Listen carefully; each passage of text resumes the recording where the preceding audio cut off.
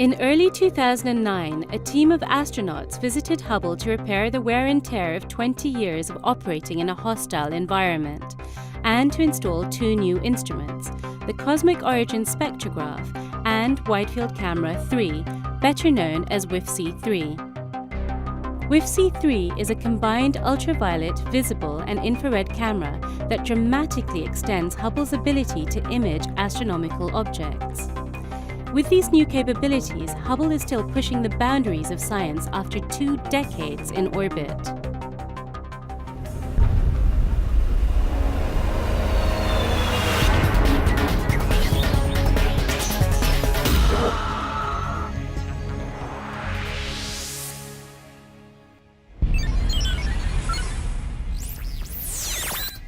This is the Hubblecast, news and images from the NASA ESA Hubble Space Telescope.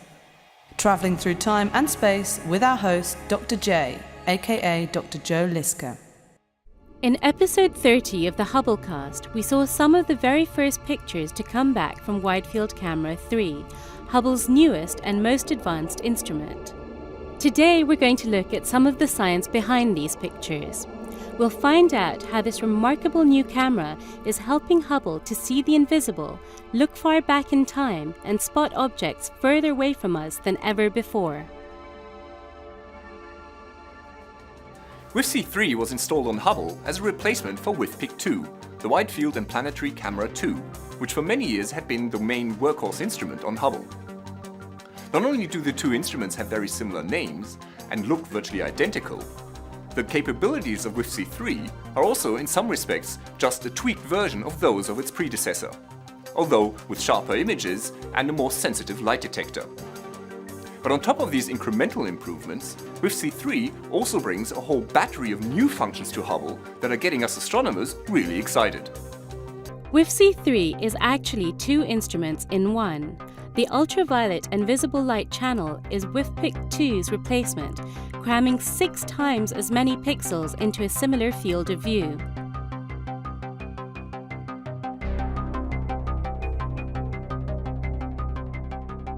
As well as providing scientists with higher resolution observations than ever before, the pictures from this part of WIFC-3 are also Hubble's prettiest yet, revealing details never seen before through any telescope. But it is WIFC-3's infrared channel that is the real breakthrough. Infrared astronomy is getting a lot of attention right now. It's not just Hubble's new functions.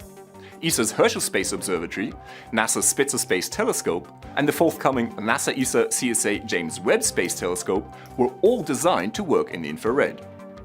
Now, one of the reasons for this is that studying the sky in the infrared allows astronomers to look at relatively cool objects which emit little or no visible light. An example of these are so-called protoplanetary nebulae, a cool gas envelope which gets thrown off by a certain type of star when its nuclear fuel supply runs low. Looking at these nebulae through an optical telescope is hard, as they barely emit any visible light, forcing astronomers to rely instead on faint reflected starlight to see anything at all.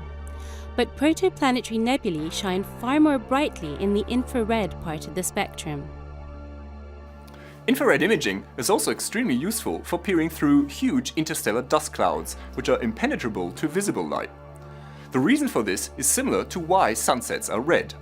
Just as particles in the atmosphere scatter blue light more than red, interstellar dust clouds block visible light more than infrared. Hubble has become famous for its striking visible light pictures of huge clouds of interstellar dust and gas. But sometimes scientists want to know what's happening behind or inside the cloud of dust. Making infrared observations pulls away the veil and reveals the hidden stars. Until now, infrared imaging was challenging with Hubble.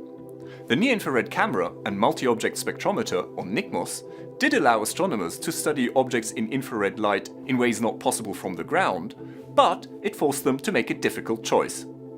Because its images were small, only about 65,000 pixels, similar to a mobile phone screen, NICMOS produced the sharpest images only if it concentrated on a very narrow field of view. Taking in a wider view came at the cost of losing much of the detail.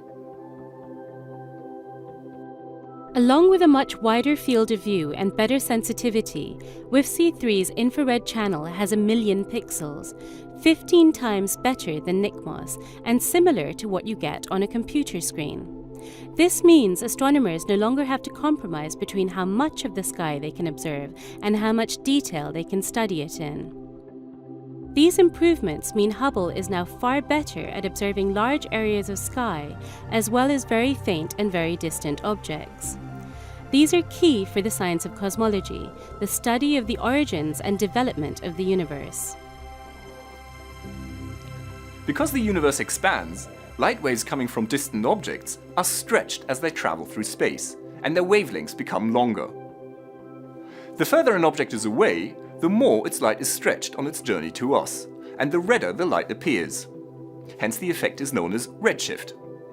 Now, for really distant objects, their ultraviolet and visible light is redshifted so much that it goes infrared, literally below red. And that's the reason why infrared imaging is so important for spotting these very distant galaxies. This is the Hubble Ultra Deep Field, a visible light image taken in 2003 and 2004 with Hubble's advanced camera for surveys. The picture is of a little patch of sky almost 100 times smaller than the area of the full moon. It contains no stars visible with the naked eye. But taking a 1 millisecond exposure of this little black speck of space reveals these vanishingly faint, faraway galaxies. Studying the same region with WFC3's infrared imaging reveals galaxies more distant still. Some of these are so far away that they have been redshifted out of the visible spectrum altogether. We see galaxies here as they were many billions of years ago. When the light from some of these galaxies started its long journey towards us, our Sun and Earth had not even begun to form. But what is really exciting cosmologists about WFC3's infrared imaging of the Hubble Ultra Deep Field is not just what's in the foreground, so to speak, amazing as that is, but it's the scatter of tiny faint specks that are just visible in the background beyond these already faraway galaxies. Some of the flecks of light in this fuzzy image are just anomalies within the light detectors, but among them are faint impressions of early galaxies. In this photo, we are looking at some of the most remote objects ever seen. They are so distant and their light has traveled so far to reach us that we see these galaxies as they were 13 billion years ago, when the universe was only about 5% of its current age. Discovering and studying these galaxies can tell us a lot about the prevailing conditions in the earliest years of the universe, and confirm, or perhaps refute, our theories of early galaxy formation. Whatever the case may be, observations like these certainly take us a few steps closer to understanding the history of our universe. This is Dr. J, signing off for the Hubblecast. Once again, nature has surprised us beyond our wildest imagination.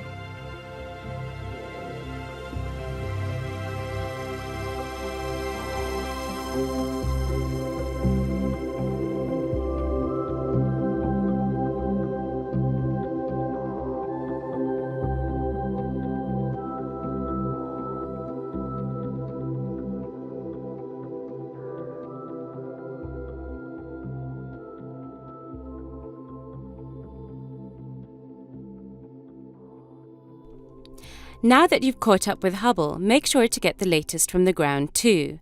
The ESOcast highlights the best of the European Southern Observatory and its powerful telescopes that observe from high in the Chilean Andes, at the Southern Hemisphere's best-known sites for astronomical observations.